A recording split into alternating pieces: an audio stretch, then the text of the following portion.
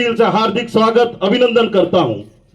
साथ ही मैं आज इस मौके पर कहना चाहूंगा कि हमारे पूर्व वक्ताओं ने और कन्हैयालाल जी ने जो भी हमारे समाज का संविधान बना है, जो कानून बना है, इसको हम सबको शपथ के मार्फत से सुना दिया है।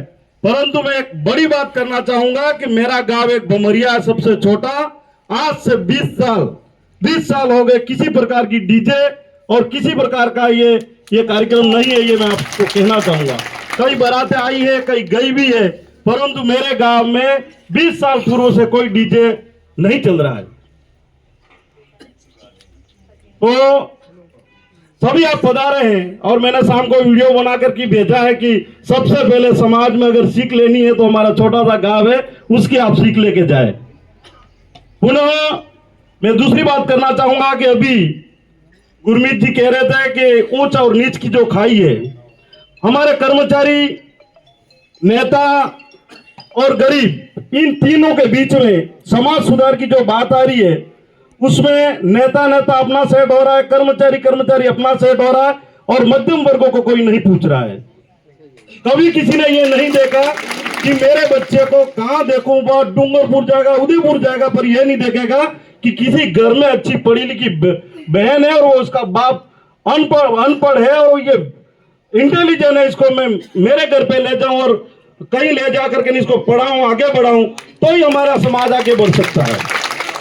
रही बात बड़े बड़े शिक्षकों की, और ये तो मैं एक उदाहरण देना चाहूंगा कि जैसे ही नौकरी लगा, माँ बाप ने बड़े खून पसीने से इसको पढ़ाया और वो चला जाता है बाजार में और माँ बाप को कोई पूछ नहीं रहा है, उनके रोटी के फाफे पड़ रहे हैं। जितने भी लोग बड़े हैं ना, इनके माता पिता को रोटियों की फाफे पड़ रहे हैं। आप घर पे जाके इसका बिल्कुल अवलोकन करना, और जो घर पे जो लोग रह रहे हैं उनकी बढ़िया सी व्यवस्था कर रहे हैं। ये मैं जीता जागता उदाहरण है।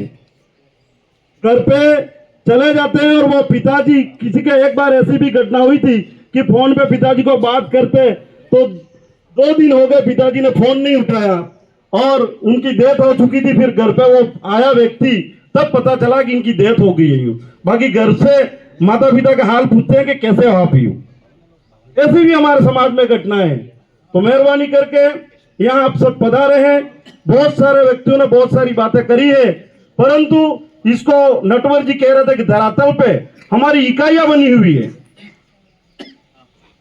हम इस जीवन में चल रहे पति और पत्नी दोनों के अगर तालमेल नहीं जमा, तो ये एक गाड़ी के मतलब चलने के लिए 2 पहिए हैं, इन दोनों पहियों में संतुलन नहीं, एक में हवा निकल गई तो नहीं चलेगा।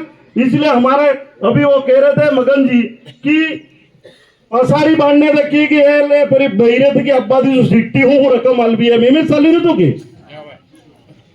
सिट्टी है थे कि ना भागीदार तक महिलाएं नहीं बनेगी और महिलाओं को गांव में इकाई स्तर तक अपन नहीं वो करेंगे तो हमारी ज्यादा चलने वाली नहीं है। और मैं इस मौके पर हमारे समाज के कितने व्यक्तियों के पास लाइसेंस नहीं है, एमएलए साहब को फोन करते हैं, किसी और व्यक्ति को फोन करते हैं। जब कानून बना हुआ है, तुम कोई व्यक्ति एक्सीडेंट में डेथ हो जाती है, जब इसके लाइसेंस नहीं है, गाड़ी के कागजात नहीं है, तो आपका कौन सा केस मिलेगा? आप मोताना के लिए बैठ जाते हो, फिर उल्टा गांव मतलब यानी पूरा पाबंद होगा, गांव के ऊपर मुकदमा होगा। तो सबसे पहले मैं निवेदन करना चाहूंगा कि जितने भी युवा साथी और दूसरे हैं, हम किसी भी सूरत में गाड़ी का अपना लाइसेंस बनवाएं, हेलमेट तो रास्ते में, और दारू पी के गाड़ी चलाना 185 की कार्रवाई हो जाती है, 10 से 15 हजार रुपए हो जाते हैं। और बांसवाड़ा जिले में एमएलए साहब आज की तारीख में 10 लाख की वसूली होती है। व्यक्ति जाते हैं, आदिवासियों से हो रही है, 10 लाख की वसूली होती है बांसवाड़ा जिले में हर शाम और सुबह, और गाड़ियां बहुत जनों के रहेगी। तो मैं आपसे निवेदन कर रहा हूं कि अपन ही एक बार सक्षम हो जाए, हमारे पास कागज रहेंगे तो हम आगे बोल सकेंगे। रही बात पढ़ाई की, तो देश आजाद हुआ आज दिन तक मेरी 45 साल की उम्र है, यहाँ भीमकुंड 8वीं स्कूल थी, हम तलवाड़ा साइकिल पे पढ़ने गए। क्या आज यहाँ 12वीं तक स्कूल है, अडोर स्कूल है, यहाँ इतनी सुविधा होगी, ना लाइट ही नहीं, कुछ नहीं, तो आज हम पढ़ लिख के आगे नहीं बन सकते क्या? क्यों नहीं पढ़ाई कर रहे हैं बच्चे?